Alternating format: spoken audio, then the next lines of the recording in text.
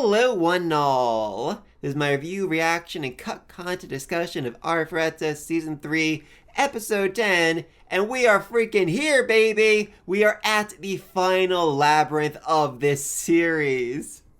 And this is admittedly a very long labyrinth, as it is, as far as I know, the only one that takes place across two separate volumes. Volume 9 and Volume 10, so yeah, this right here is the entire rest of this season. And even then, I'm expecting they need to cut out, quite a bit to fit all of it in. Mostly from Volume 9, because, quite frankly, Volume 9 is one of the more dull ones of the series. I mean, don't be wrong, I absolutely love the second half of it. But the first half of it, them actually getting to Labyrinth, them clearing the opening levels, it's just not that interesting because Hajime and his party are so insanely overpowered that if they were actually trying, they could finish this part in like 5 minutes. They just walk right through it. In fact, at one point they describe it as being like, oh, it's the equivalent of a haunted house. It's a little scary, but there's no real danger to them whatsoever. When we get to the second half, when we get to the actual trial of this labyrinth, that is one of the best things in this entire series, and I cannot wait for it. I mean, seriously, that's the reason. If it wasn't for that, I'd say Volume 9 is my least favorite volume of the series. But just because of what we get in the second half, it makes it so good that it actually makes up for the dull first half, if you get what I'm saying here. I know, I'm rambling. Also, new opening. We're getting a freaking new opening, thank God above, which does make sense. I mean, the first opening was more related to, Volume 7 and 8, which was the Holly Rebellion and the Sea of Trees, and now we have a new one related to Volume 9 and 10, which is this final labyrinth. Anyway, though, let's get started in 3, 2, 1. New sunrise, paint this sky, this guiding sunlight. Yeah, that makes sense. It feels very hopeful and optimistic because right now Hajime is incredibly hopeful and optimistic. He's managed to, get through, he's managed to find the star compass, which will guide him back to Earth. In fact, he actually does use it in this volume, or at least early in this volume, says, hey, point me in the direction of Earth, and it does point him in the right direction. But just using the compass required so much mana that it literally almost killed him. And just because he knows the direction of Earth doesn't mean he can actually get to it. So yeah, it's still going to take quite a while and the power of concept magic to actually reach Earth. But at least now Hajime has a direction. He has an aim. He sees an actual real way of making it back to freaking Earth. And he is just over the moon about that. He's still kind of a jerk, he's still a full-on killer, but he's a bit more cheerful and happy. Yeah, whispers, voices. Oh, this is a mean labyrinth. I mean, it's not as bad as the last labyrinth, and I think it's actually therapeutic for a lot of people, but it is a mean labyrinth. Oh, there we go. Okay, I love that transition. Yeah, watch that again. Oh, just calm, cool, regular nerd airy to full-on murder psychopath. Oh, that was beautiful. Seriously, favorite shot of the opening so far. Oh, there we freaking go. All right, so we are getting that scene this volume. I can't, this season, I can't wait. I can't freaking wait for that. Seriously, this right here is, I know this doesn't mean anything to anime onlys, but this right here is one of my favorite scenes. One of my absolute favorite scenes in this entire series. Like, top 3. It is that freaking good. Oh, I can't wait for it. Please, God above, show it in all of its glory. I don't care if you need to cut out a whole bunch of fights this volume. Just get me that scene. Just get me that scene in its entirety. 1, 2, 3, 4, 5, 6, 7, 8, 9, 10. 10 bullets! Yay! Okay, so we're starting off still in the sea of... Oh, wait! Yes! Yes! Yes! Thank you, freaking God above! They didn't cut it out! They didn't cut it out! Thank you, thank you, thank you! Oh, beautiful. Yeah, so Shizuku is a little bit bothered. Okay, basically, this scene is supposed to take place right after they get out of the Sea of Trees labyrinth. Shizuku basically can't sleep because she's focused on, how she felt about Hajime when her feelings were reversed, how she felt about him in that, like, dream fantasy world she was having. So at 2 a.m., she's like, all right, I know I spent the entire day freaking fighting, but I'm gonna get up and train until dawn. And she, like, just practices by cutting falling leaves over and over again. But no matter how many times she does that, she still loses focus. She still starts thinking about Hajime. She gets flustered. Then she has to start all over again. And just, as she gets more and more tired, she basically loses control until she's like swinging the sword wildly, screaming, and thinking to herself, my God, if my father and grandfather could see me now screaming as I do this, they would be just so deeply, deeply ashamed of me. God, I love this girl. Oh, he got her a towel. That was nice of him. But that being said, the reason why she had noticed him isn't just because she's flustered, but also because he was intentionally hiding his presence so he could get really close to her and surprise her, jump scare her, basically. Yeah, Hajime can be a bit of a stinker sometimes. Okay, so yeah, it's weird. Like, the dialogue here makes it seem like this happened right after they cleared the labyrinth, but unless it's like a flashback, this is happening, after the whole Shia confession, Altina scene, everything, so this should be the next day, so, I don't know. The framing here is a bit weird. Oh, God, this girl has it so freaking bad for him, and it is so god dang obvious.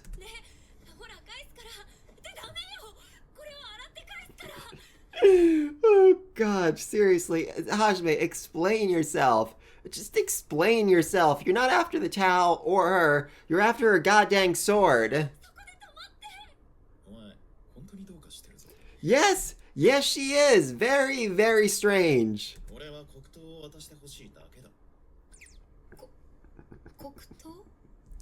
Oh, that's cool. Cool. God, Shizuku's adorable. Best girl. Absolute best girl. Yeah, here we go. So I mentioned this in my last video, but basically, now that Hajime has evolution magic, it's made everything better. So instead of infusing just like 1 or 2 spells into a sword, he can infuse a dozen, basically. And now he can make everyone just exponentially more powerful.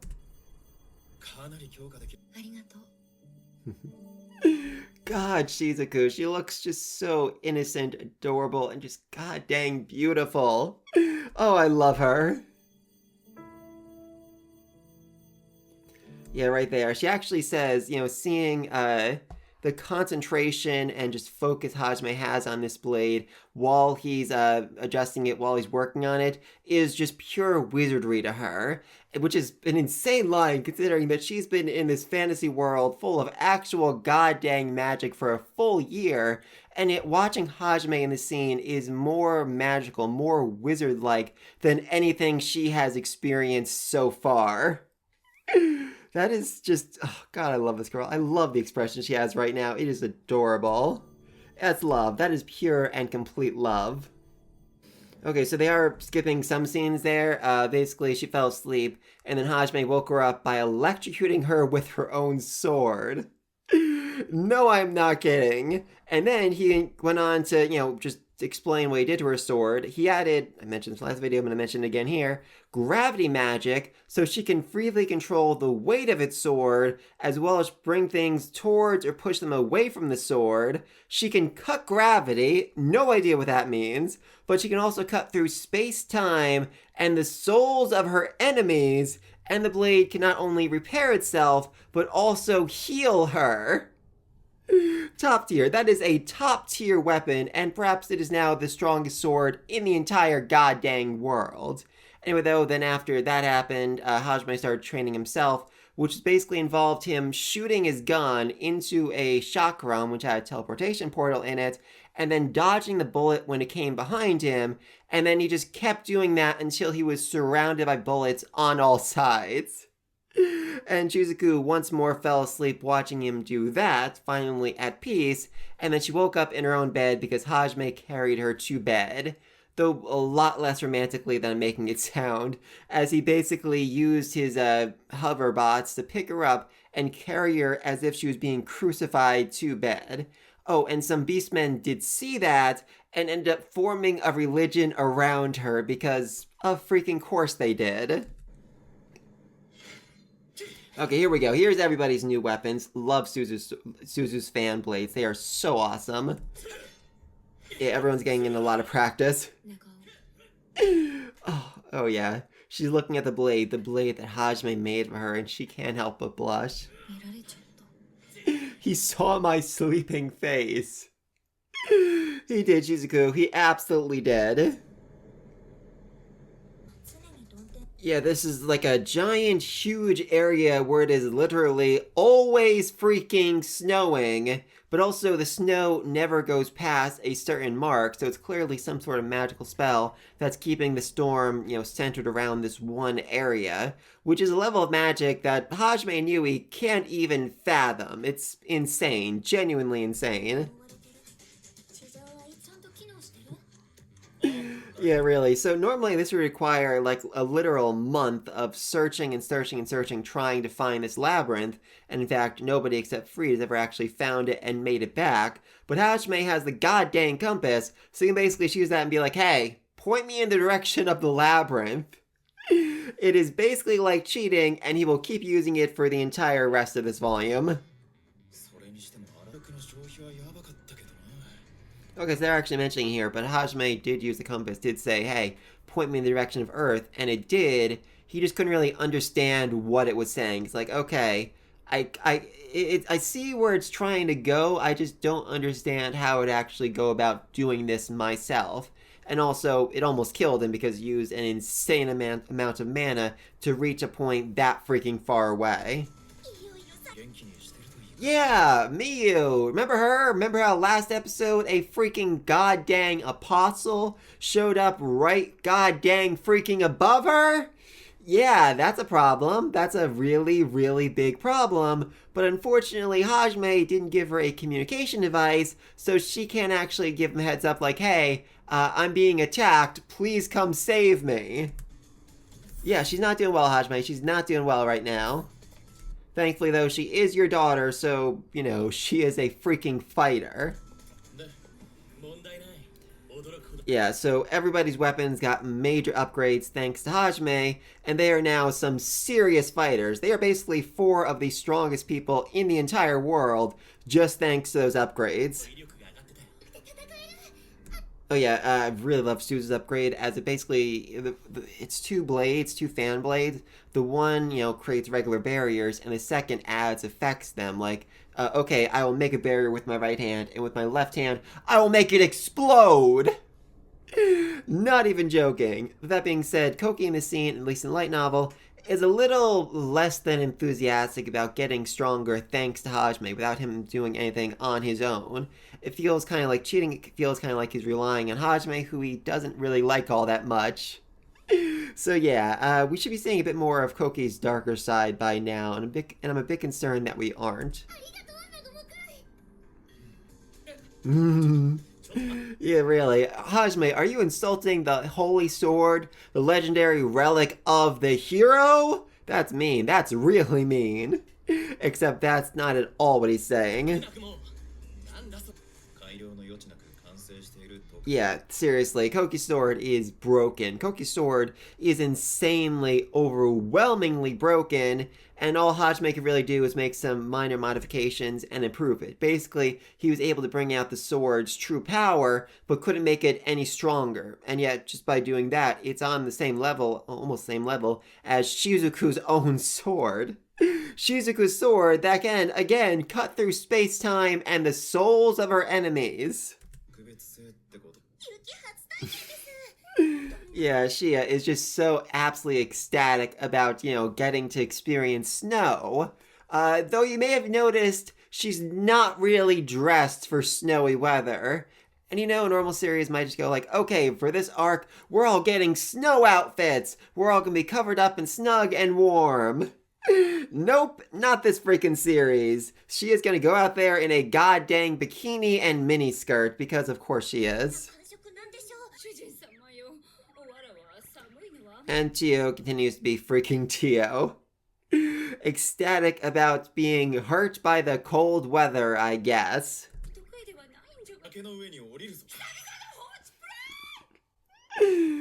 And Hajime has just learned to fully ignore Tio, though Tio also likes being ignored, so it doesn't really help all that much.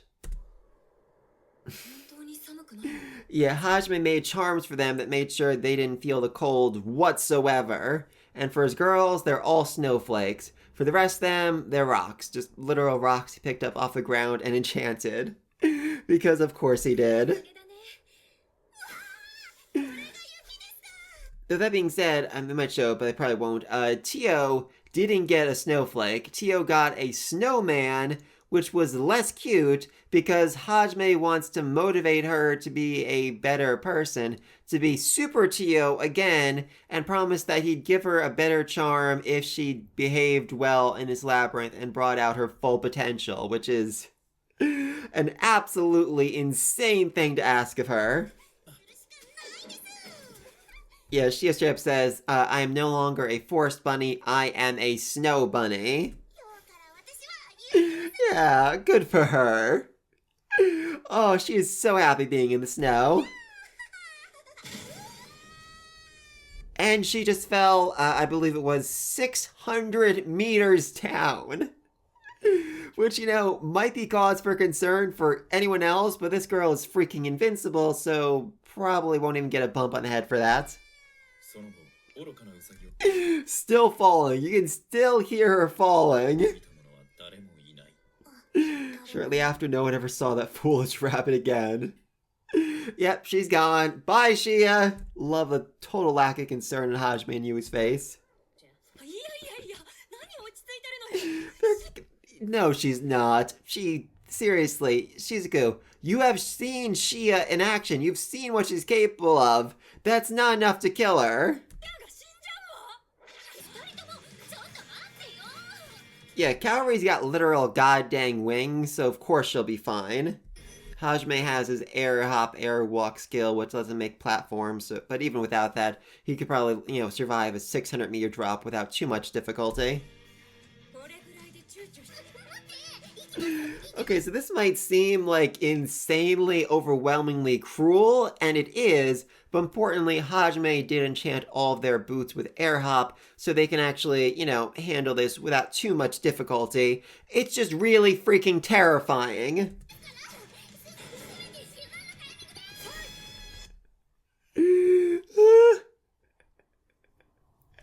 Oh god, poor Suzu. And she was never seen again. Bye-bye!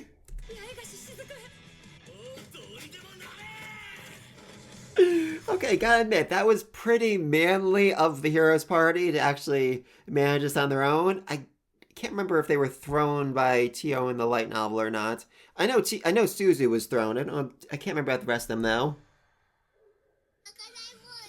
Also, for the record, Suzu fully wet herself. And I really can't blame her. That was traumatizing. Absolutely traumatizing. And Tio felt a little bit bad about that, with Hajime even wondering if her sadistic and masochistic side might end up canceling each other out and turning her back into Super Tio. Just punched her way through the crevice, because of course she did. Not a trap, girl. You just fell into a hole. That was it. Yeah, that was deserved. That was 100% deserved after what she did.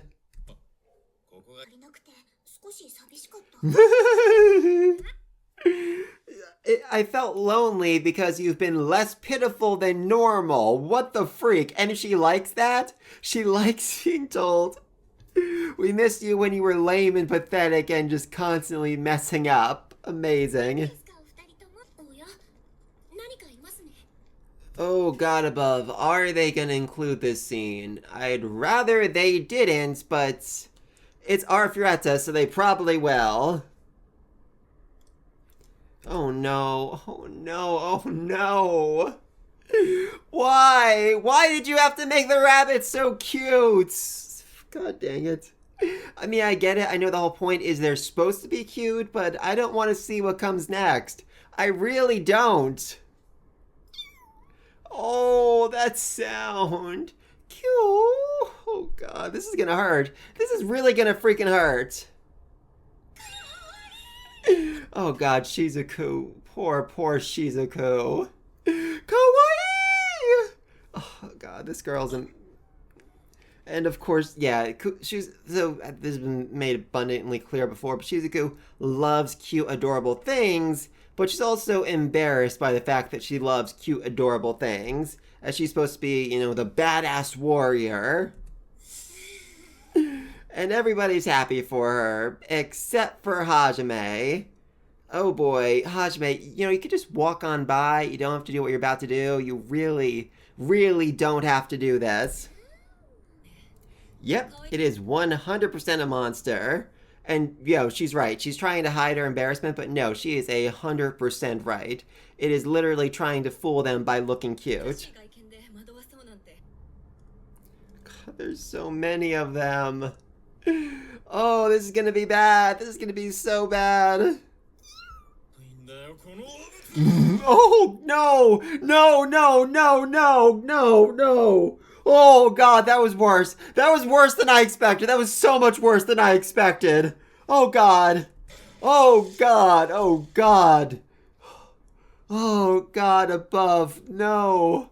No, Hajime, no. I think he might have just traumatized Shizuku for life. Like, genuinely.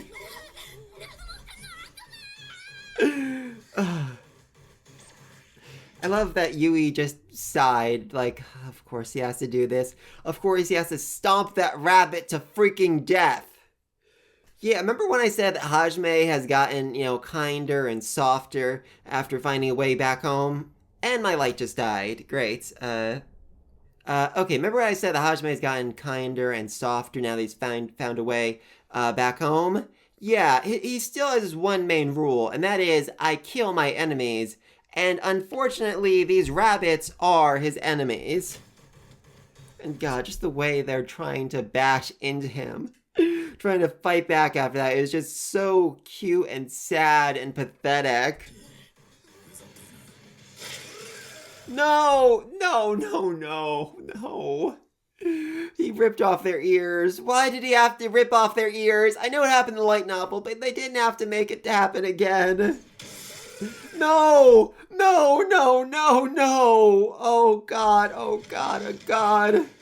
Oh, this video is getting demonetized. I mean, I'm not currently monetized, but if I ever get monetized, this video is so getting demonetized. Yeah, so of course, you know, she is a bit bothered by seeing Hajime tear off a rabbit's ears, considering, you know, she has ears, and Hajime really loves them, and now she's worried Hajime might one day tear off her ears. And of course, oh no, no, no, no, no, no, no, no, no, no, no, no, no, God, no. And of course, because Hajime is so focused on combat, he doesn't actually realize that, you know, the rest of them don't understand why he's on this murder spree. And I love that the rest of them are just so utterly shocked and terrified that they aren't even moving to stop him. They just can't. Like back in the last Labyrinth, when Hajime attacked his allies because they were monsters in disguise, everyone like went to stop him, they called him a monster, all that. But now they're just like staring in abject and complete horror. Yeah, Shizuku passed out. Shizuku fully passed out. Shida is traumatized. And Suzu is literally crying into Calvary's chest. Of course she is. Okay, now they're moving to stop him. Now they've seen enough horror. Now they've overcome the trauma. Yeah, this traumatized them. This fully traumatized them. Is he gonna explain? Yeah, okay, so this is the thing. They are actually monsters. They are actually a real, genuine threat because they have the unique skill of absorbing the target's body heat. So basically, if you, like, hugged one of these rabbits, you would freeze to death. It would suck out all the warmth from your body and kill you, and then probably eat you. So, yeah, Shizuku was in fact right. They were monsters that used their cute appearance to disarm their opponents, letting them get close and, going in for the finishing blow. Not even Yui is on his side. Not even Yui is on his side. That is how badly Hajime just messed up. Yeah, that's the other thing. Like, Hajime, like, he has big weapons. He could have just obliterated them in one blow. But instead, he went around tearing off their ears one by one because he was mad that they tried to trick him. Sociopath. Complete and utter sociopath. Oh. You're my only rabbit. That is... I mean, I'd say that's cute, but again, he just committed horrific atrocities. And yet that's enough. That's enough to fully cheer up Shia, because of course it is. Yeah, that's the terrifying thing. Now there's an alliance between Kaori and Tio, as they're the only ones who haven't been accepted as part of Hajime's harem. Oh god, poor Kaori. Though, weirdly enough, Tio is better than Chia's, like, in every way. I know that's a weird thing to say, but Kaori is a crazy stalker who was largely responsible for Hajime's life being miserable back in Japan, whereas Tio, yes, a pervert, but also a genius, a tactician, and someone with a will of steel, quite similar to Hajime's. Yeah, seriously, Kaori's alright with that. Kaori's alright with working with Tio. That is how far she's fallen. Yeah, meanwhile, Yui just loves teasing Kaori, because, quite frankly, she is a bit jealous. I mean, Kaori has, the memories, has the experience of being with Hajime in Japan. She can relate to him about anime, video games, their culture. That's something Yui doesn't have, and it does bother her quite a bit. Oh, see the downward head turn? Shizuku, when she heard that, she's like, yeah, you're right. Oh, seriously, Shizuku, even Suzu realizes something's going on right here. Yeah, this isn't regular snow. Every single snowflake can cause instant frostbite. It's basically like it's snowing dry ice, so it's dangerous. It is very, very dangerous. Here we go. Here we go. All right, Suzu is stepping up. She wants to prove her worth. She wants to prove that she is, a valuable ally to have here. So she is manning the barrier, even though Tio would be better at it than she is. Still, she is a barrier master, and she wants to show it off. Especially now that she has the new artifacts that Hajime made for her. Oh, I love Tio putting faith in her. It's so adorable. Actually, a scene they skipped a while back was Tio saying that Suzu would make a good masochist and trying to train her. It didn't work, but she saw potential in her, and that's kind of terrifying. There we go. Yeah, like I said, two fans. The one is the hollowed ground, the second is the scatter, a second effect on top of it. I believe scatter pushes things away, so it's making the snow not reach them. Okay, now the real question is, are they going to include the pre-entrance fight? Because, yeah, that's something else. That is absolutely something else right here. Okay, so they're cutting out a whole lot of content right here. Let's see. Alright, so first of all, when they actually get to the entrance of the Labyrinth, what's waiting for them is, I kid you not, ice skating Bigfoots. Seriously, at one point one of them does a triple axel jump over Koki's attack, and Hajime takes a picture of it. While also saying, like, hey, if I take one of these guys back with me to Japan, back with me to Earth, I could become one of Time Magazine's People of the Year. I kid you not, but Hajime doesn't actually do anything in the fight. He leaves it to the heroes party so they can get experience with their weapons and actually, take credit, actually be like, okay, we cleared the labyrinth, we contributed, so therefore we get ancient magic too.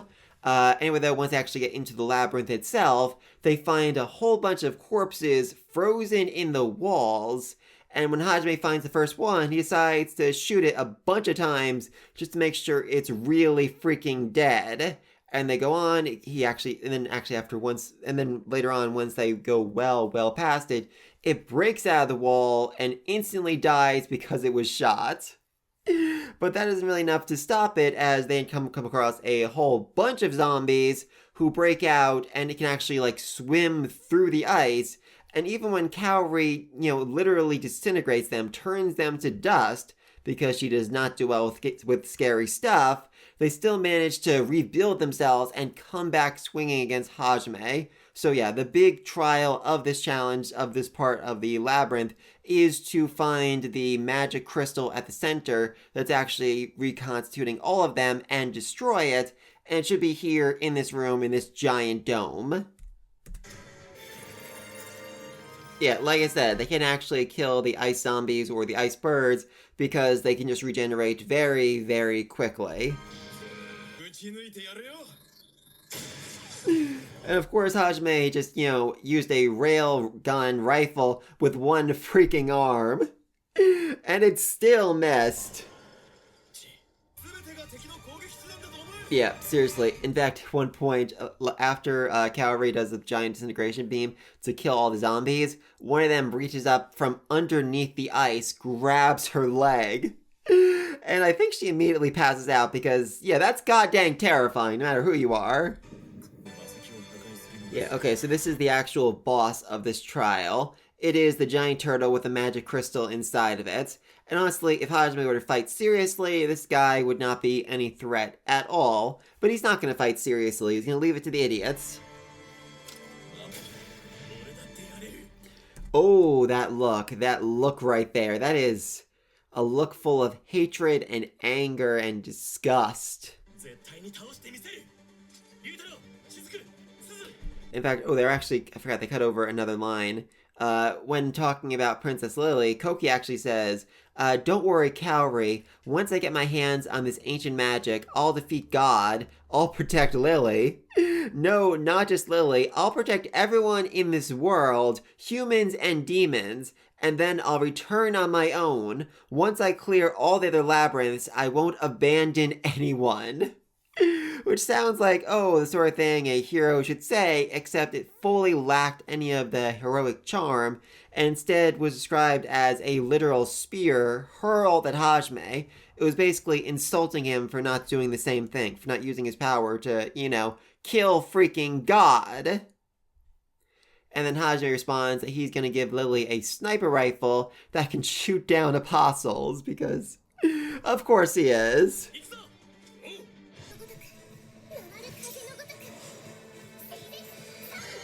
That's actually really interesting. So I think this happened in light novel too, but, back when Suzu used this same spell before to keep the snow away, she didn't chant. That's because her new weapons are so powerful that she can activate the spells even with fully, cutting out the chant entirely.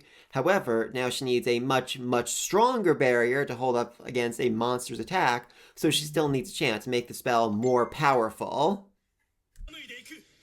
Yeah, that's, again, the chanting is important. This is Koki's strongest spell, so he needs a full, 30 seconds, or 20 pages of light novel, to actually, use it at its full power, to actually be able to kill this beast. Yeah, there we go. Spatial magic. Remember when I said that Shizuku's sword can cut through space and time? This is what I meant! It is literally a cut that can't be blocked by any sort of defense whatsoever. She can just cut through space itself. Well, I said can't be cut, nothing can block it. Other spatial spells can block it, but, this turtle clearly doesn't have that. And of course, Ryu just punched the turtle in the face. Because of course he does. Oh, are we gonna get the scene? Are we gonna get this scene right here? Please tell me we are. There we go. There we freaking go! Thank you, Hajime, being Shizuku's knight in shining armor. Yeah, yes, they even include the scene. He shot without looking. He shot without looking and hit 3 birds in a row. light novel's a bit more insane than this, as he actually shot through a bunch of other birds who were in his way. He managed to, basically just get the exact right shot to go like through their legs, through their wings, all that, so it hit the birds he was aiming for. The birds who were targeting Shizuku, even while he's not looking. He is so freaking awesome. God, I love it. Yeah, seriously, Shizuku, you've got it bad for Hajime, and I fully understand. That was insane. Okay, here we go. Gravity magic. This basically turns him into a goddamn meteor, crashing in with an insane amount of force. That fight actually gets more insane in the light novel, because the turtle actually regrows 2 heads on the limbs, on the legs that Shizuku cut off. So now 3 different heads are shooting breath attacks at them. It is insane, though I will fully take this reduced version of the fight. It still has all the best parts in it. Namely, Shizuku being saved by Hajime. Yeah, this is an insane spell. A truly overpowered spell. So strong, the turtle realizes, okay, I'm just gonna, compress myself. I'm gonna harden my defense as much as I can and try to hold out. Try to survive this. Yeah, that's not really the expression you'd expect on a hero's face. Koki's starting to lose it, sorry to say. Yeah, Shizuku can tell. Shizuku can tell that this dude is losing it, and she is very concerned for her friends. In fact, Light Novel even says, I need to prove that I can kill this monster by myself, or that means I'm not strong enough to handle this labyrinth. Yeah, sorry, Koki. You were just a little bit short, and the crystal got away. Sorry, man. You are a complete and absolute failure. Oh, no. Yeah, sorry, dude. You don't got the mana, strength, stamina, anything to cast another spell right now. You aren't, dude. You really, really aren't. I don't know why you think you are. I really don't. I mean, I kind of do, but still. Yeah, just so convinced that he is in the right, that he has the moral high ground, and that means he must be stronger, he must be better, he must be able to defeat Hajime. In fact, in the light novel, Koki even tried to activate Limit Break right here so he could push himself and defeat the enemy, but Suzu stopped him because that's an absolutely insanely stupid thing to do, considering it would leave him more or less crippled for a considerable amount of time they very much do not have while they are in a freaking labyrinth. Ooh, reflections, mirrors. Very important for this labyrinth. Now, what is Koki gonna see? What is he gonna feel in this moment? Nothing good, I'll tell you that. Oh, the whispers. They're hearing the whispers. Interesting, so they're moving a bit forward. But basically, Koki, not particularly happy that he needed Shizuku to finish off the foe. It makes him feel inferior. It makes him feel inadequate. It makes him feel like this is something he couldn't do on his own. Even though, Shizuku is his freaking teammate and he was working with her, it still feels like a loss to him and he's not happy about it. Of course, Koki would hear them first. That makes so much sense, considering just how he feels in this moment. Oh, that is a very, very twisted look on his face right now. Yeah, jealousy, doubt, impatience, irritation, and frustration all swirled through his head. Oh, new closing too. Awesome. Oh, that is beautiful right there. Love it. Absolutely love it. Oh God, above. Little itty bitty Shizuku. Oh my God, she's adorable. Okay, this is all something we're gonna see focused on when we actually get to Shizuku's big moment this volume. I can't wait. I can't freaking wait for it. I said at the start of this video, I don't like Volume 9, except for the second half. This is the second half. It's focused on Shizuku. It is such a great scene. It's amazing. It is so amazing. Oh, God. Okay, yeah, I love their choice to focus the ending on Calvary and Shizuku, on their friendship. It's so fantastic. So utterly, utterly fantastic. All right, next episode, charging emotions. That's gonna be, that's gonna be fun. Oh, I can't wait. I really can't wait. All right, so yeah, overall the episode. I mean, they cut out, Hajime's training and the figure skating Bigfoots and the ice zombies. But overall, I think those are cuts that do absolutely make sense. We still got the main points of the story. We still got to see that Koki is starting to go a little bit crazy. We saw Suzu, she's stepping up. She wanted to be the one to use her barrier to protect everyone, which good for her. I mean, like I said, she wants to, go see Eri. She wants to go save Eri, and in order to do that, she needs to step up. In order to do that, she needs to learn how to fight on her own. So, really am happy. I really am happy that she's taking that first step. That she's really just trying so very, very hard, while Koki is just pouting like a little freaking baby. And God, the rabbit scene. I'm not gonna go back to the rabbit scene, but just God dang, the rabbit scene. I mean, there was anything I was expecting to get cut, it was that, and no, God above, they included it, and they included it with way more gruesome detail than I ever expected. What the freaking God above. Alright, I so did love they included the scene of, Shizuku just watching Hajime, watching him work and being mesmerized by his skill, his concentration, just everything about him. And, oh God, I mean, seriously, Hajime saves Shizuku by shooting 3 birds from behind him without looking this episode. It's like he's trying to seduce her. It's literally like he's trying to seduce her. God, I love this man, and I love this girl so freaking much. And, the ending just really did show us that we are going to get focus on her this volume. Oh, God above. Little Shizuku is so sweet, so precious.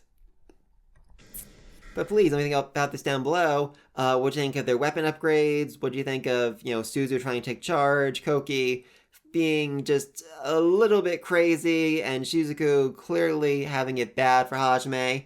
What do you think of Hajime murdering all those rabbits? Do you think we need to see that in as much gruesome detail as we did, or could they have cut that out?